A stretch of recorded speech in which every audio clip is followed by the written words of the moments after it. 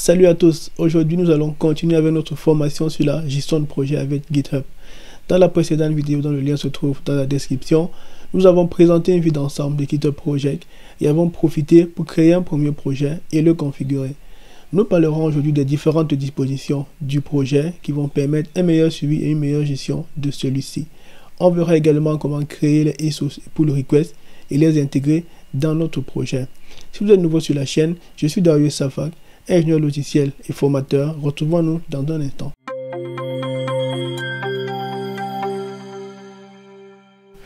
La dernière fois, nous avons créé un projet from scratch de type tableau, table, que voici. Aujourd'hui, nous allons rajouter quelques éléments dans le tableau et on va également créer un repository qu'on va relier à notre projet pour présenter les différentes dispositions. Donc, on va commencer par ajouter ici un premier élément que je vais appeler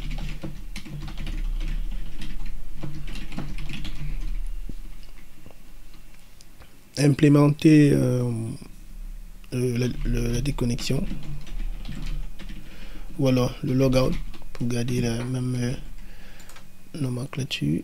Donc je vais copier ceci et là on va dire implémenter la création de compte.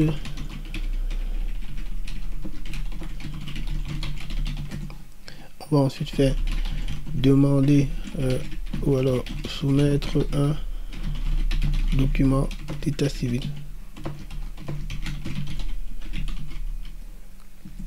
Ok. Ensuite, on va créer un repository. On vient là, new repository, qu'on va relier à notre projet. On va l'appeler, on va lui donner le même nom, mais vous pouvez donner n'importe lequel. État civil en ligne. On va laisser les paramètres par défaut. On va rajouter un readme, on va rajouter un getIgnore, on choisit une autre. On peut rajouter une licence, n'importe laquelle, et on valide sur la création. Une fois notre projet créé, notre repository créé, on va le lier au projet. Il y a différentes manières de le faire. On peut venir ici, on vient sur Link Project et on choisit le projet État civil. Par la suite, ça sera visible là.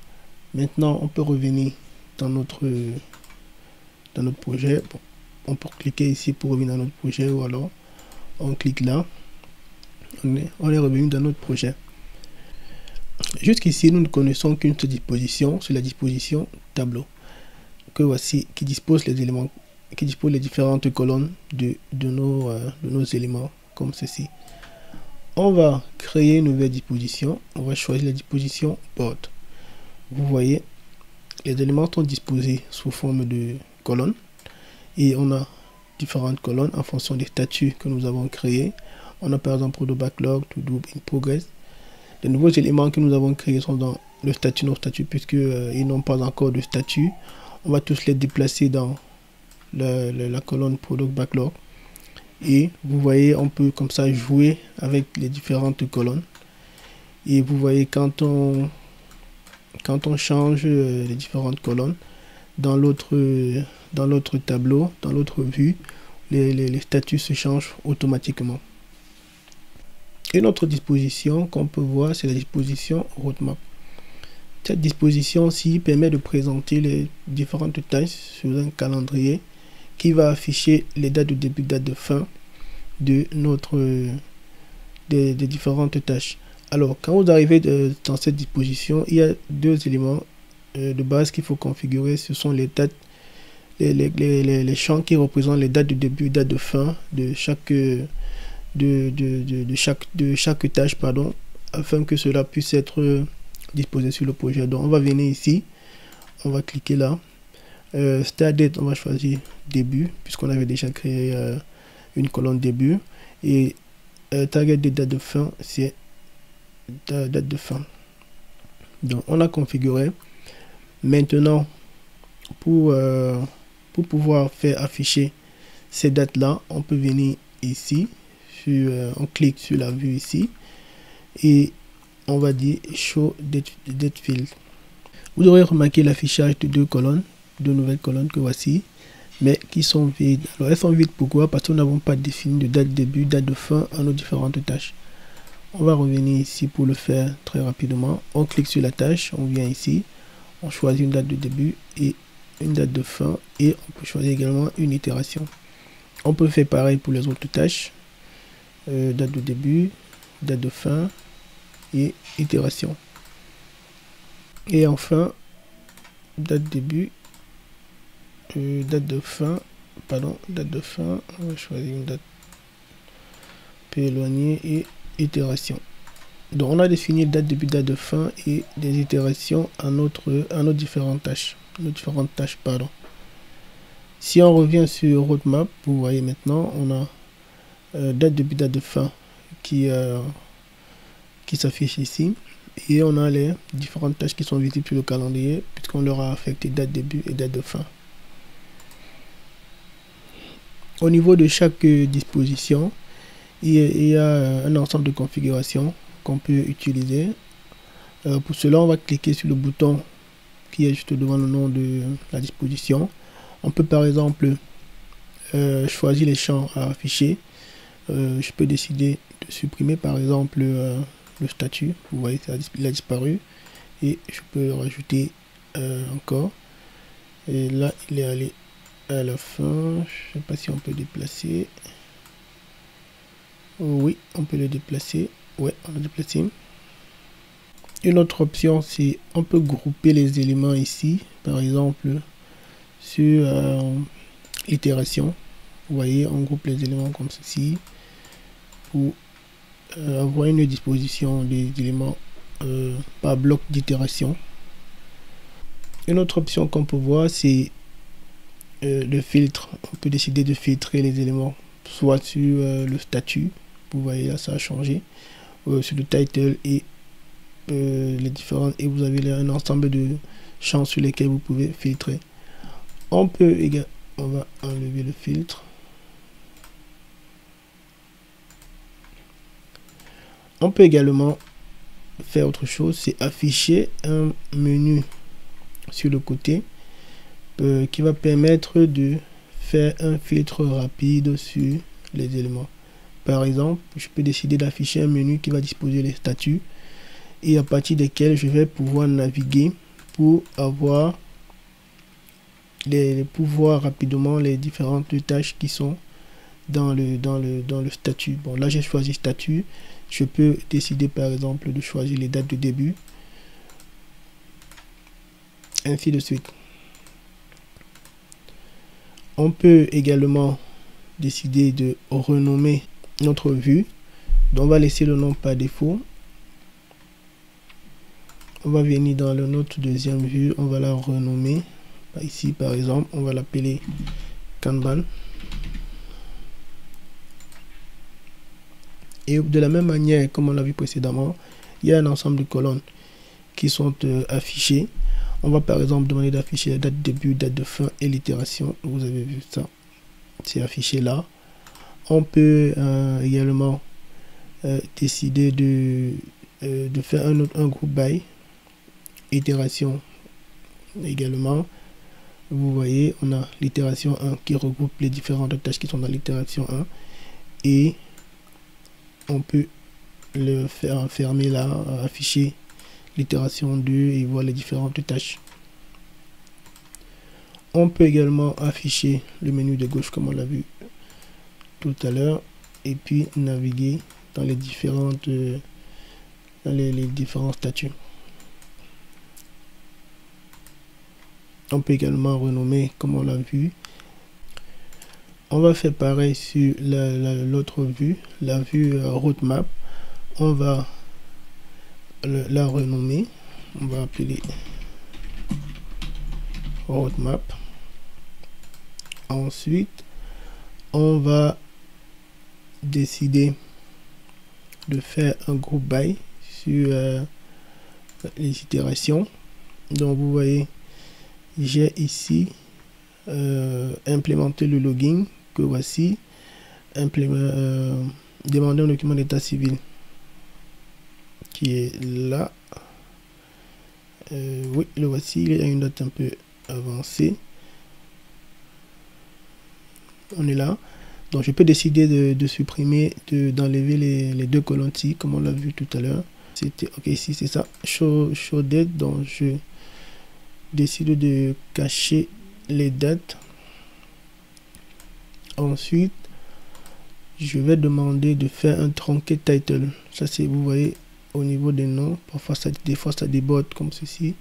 Vous pouvez faire truncated title pour que ce soit contenu dans le cadre qui lui est réservé.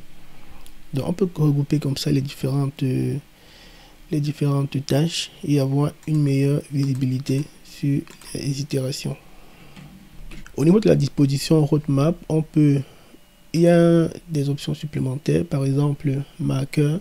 On peut décider d'afficher les marqueurs qui vont représenter date de début, date de fin et itération. Vous voyez, par exemple, pour la tâche implémenter le login, date de début c'est le 24 février, date de fin 27. On a la date de démarrage ici qui est le 24 février et ici date de fin le 27. Le calendrier par défaut dans la vue roadmap nous affiche une disposition avec des mois. Il est possible de changer, par exemple, pour afficher les années. Pour cela, on vient dans les configurations, comme on sait le faire. On va dans Zoom Level et on choisit par exemple année. Donc vous voyez là, on a une disposition en année. C'est beaucoup plus comprimé. On peut changer. On peut venir ici ou alors venir directement là et changer. On va remettre disposition en mois. Une fois que nous avons terminé les différentes configurations sur les différentes vues, il est très important d'enregistrer les modifications. On va par exemple pour la vue roadmap faire un save. Donc vous cliquez là, vous venez ici faire un save. Bon, le bouton lui n'est plus disponible. Et il est également possible de cliquer sur le bouton save que voici. Sur la vue Kanban par exemple, on va cliquer sur save ici. Il a enregistré les changements. Donc vous allez remarquer que quand il y a des modifications, un bouton bleu, un point bleu apparaît ici. Donc nous on va venir ici et on va faire save. On va profiter pour cacher, pour supprimer ce menu. Et on va revenir enregistrer. Nous allons voir maintenant comment intégrer les e-sources à notre projet. Une fois qu'on a créé des tâches, vous voyez au niveau de chaque tâche, il y a un bouton sur lequel on peut cliquer, que voici, et cliquer sur le bouton Convert to Issue. Alors, ce bouton, lorsqu'on clique dessus, il nous présente un ensemble de repositories. Nous allons choisir le repository qui est lié à notre projet. On va choisir état civil. Alors, vous remarquez, le bouton ici, le point ici est passé en vert et un numéro a été affecté à notre tâche. Maintenant, on peut cliquer sur la tâche. Vous voyez, on a d'autres options qui se sont rajoutées. Par exemple, il y a le chat ici. On peut chatter pour résoudre sur la résolution du problème. On peut également affecter à quelqu'un. Il y a l'option label qui s'est rajoutée et également l'option milestone. On va remettre les autres tâches dans le statut Product Backlog. Lorsqu'on a converti notre tâche en e-source, vous voyez dans les autres dispositions, le changement également est visible. Voici cela. On va effacer, on va profiter pour supprimer cette colonne. On enregistre. Et on va également supprimer le groupage. Donc voici la tâche que nous avons transformée en issue. Vous voyez, il y a on va enregistrer ici. Vous voyez, il y a trois points ici qui présentent un ensemble d'options. Lorsqu'on clique, on a un bouton pour ouvrir le issue dans un nouvel onglet et on peut le copier également. De la même manière, dans roadmap, vous voyez, on a la tâche qui a bel et bien changé. Donc, nous, on va travailler avec la vue Kanban. Donc, on a converti cette tâche en issue. On clique ici sur les trois points. On ouvre la tâche on ouvre le issue dans un nouvel onglet. Donc vous pouvez également le voir d'une autre manière. Lorsque vous arrivez sur le repository, vous voyez, il y a un menu là qui présente différentes options. Vous allez sur issue et vous voyez le issue est bel et bien disponible ici. Donc on peut configurer d'autres choses sur ce issue-ci. On va par exemple créer un milestone. Un milestone, ça va représenter ici un ensemble de fonctionnalités qu'on veut livrer en un lot. Donc pour configurer le milestone, on va venir dans le issue ici, aller sur milestone, créer un nouveau milestone. On va appeler par exemple gestion des utilisateurs.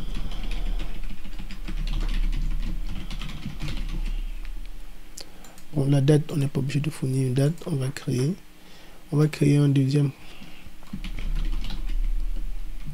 Gestion des demandes. Et on enregistre. Donc on a créé 2 milestones.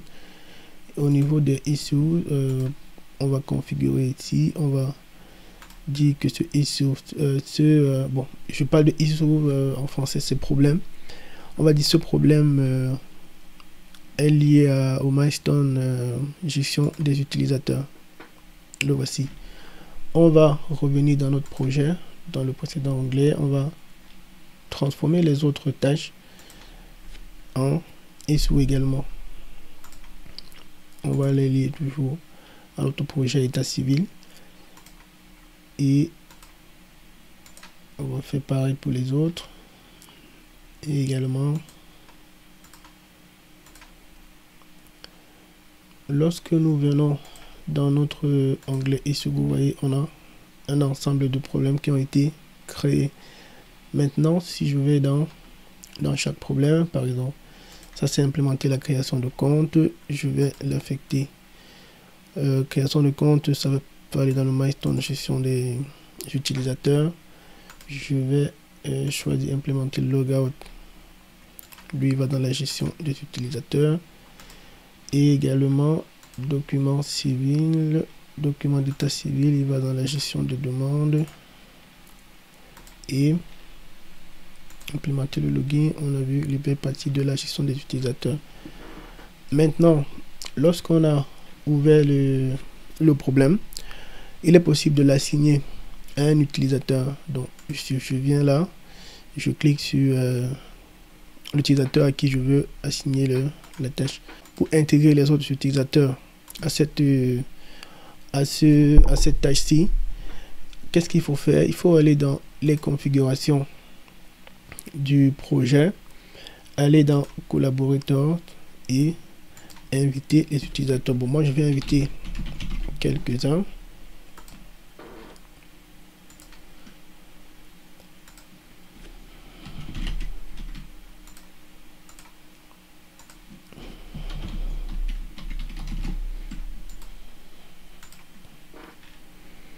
Alors, ils vont recevoir une invitation et ils n'auront qu'à l'accepter. Quand vous revenez dans votre issue, bon, il faudra attendre. Bon, là, je me suis affecté cette tâche-ci. Je vais sur l'autre tâche. Je décide de l'assigner à un autre utilisateur. Donc, les utilisateurs, une fois qu'ils auront accepté l'invitation, ils seront visibles ici et vous pourrez leur affecter des tâches.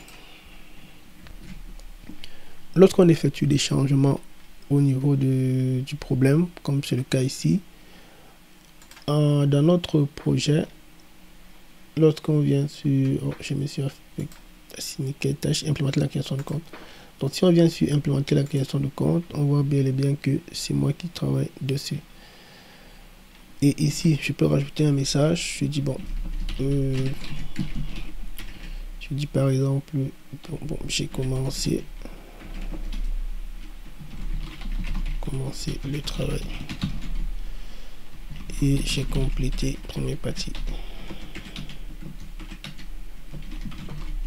Ou pardon, qu'est-ce qu'il a mon clavier?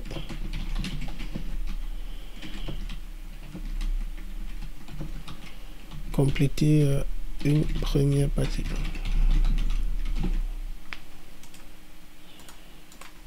j'envoie le commentaire. Vous voyez le commentaire là. Les autres utilisateurs peuvent écrire des commentaires.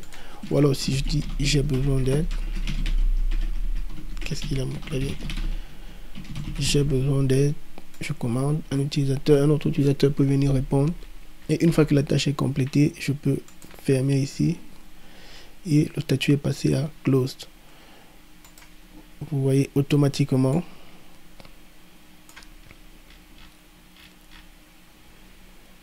au niveau de notre issue, c'est passé à close. Et ça devrait aussi également changer ici. Ok, vous voyez, c'est passé à done. Et c'est pareil dans les autres vues. Implémenter la création de compte, le statut a changé. Dans la vue table, le statut également a changé.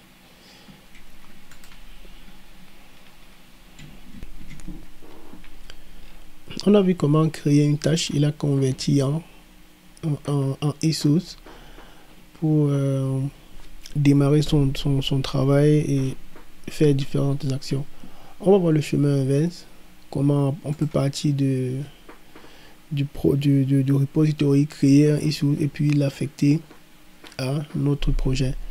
Donc par exemple, je viens dans notre repository état civil en ligne, je viens dans issue, je choisis de créer un nouvel issue. Je vais par exemple implémenter la gestion la récupération du mot de passe.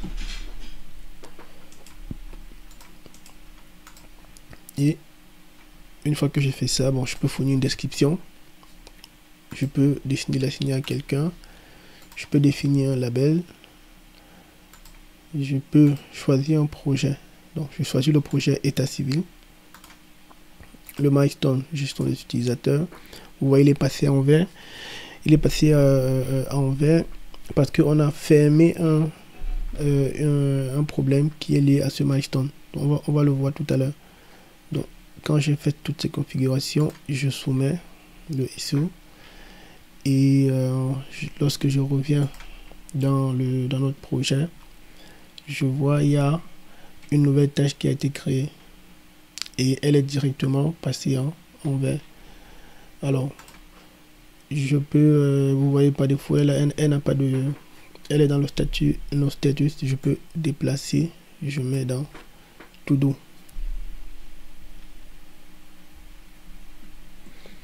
Et une fois cela fait, la tâche va se comporter de la même manière que les autres. On pourra faire les différentes actions dessus.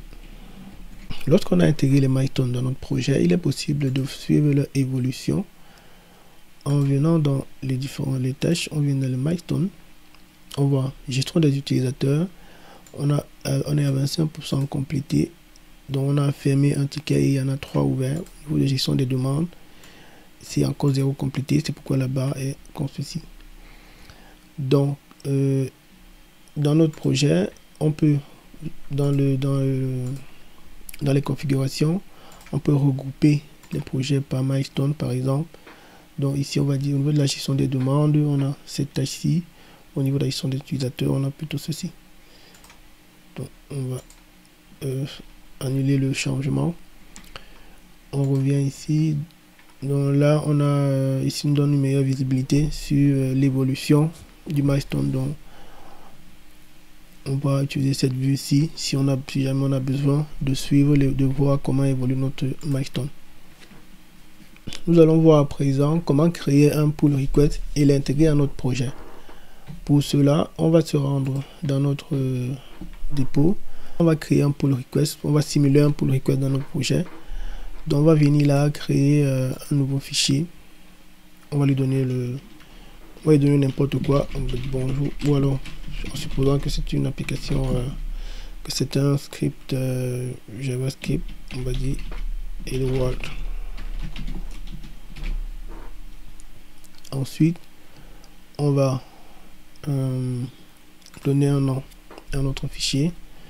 On va dire par exemple app.js et on va commit les changements. Au moment de commit les changements, si on commit directement à la branche principale, il n'y aura pas de création de pull request. On va donc décider de créer une nouvelle branche pour simuler pour créer un pull request. Donc je vais cliquer sur le bouton créer new branch. On va cliquer pour envoyer les changements. Au moment de créer les changements, donc ici on a la branche cible, c'est la branche main, la branche source, c'est la nouvelle branche qui contient mes modifications. Vous voyez, on a les configurations ici. On peut rajouter le reviewer, on peut assigner cela à quelqu'un, on peut assigner également un label. On peut également choisir le projet. On va choisir le projet état civil. Choisir également un milestone. Je peux le mettre dans, par exemple, gestion des demandes. Et ce sera tout. Je peux fournir une description ici et je clique sur Create Pull Request. Donc, une fois que elle a été créée, je reviens sur mon projet et j'ai directement la pull request qui est visible ici. Je peux cliquer là, j'ai les options que j'avais tout à l'heure. Je vais déplacer la pull request dans Product Backlog et la mettre dans To Do. Donc vous pouvez différencier les pull requests et les e-source avec les icônes que voici. Les pull requests c'est quelque chose comme ceci et les problèmes ou e-source c'est comme ceci.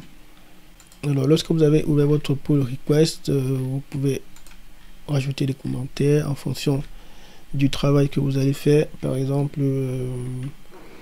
je vais dire par exemple j'ai apporté les modifications.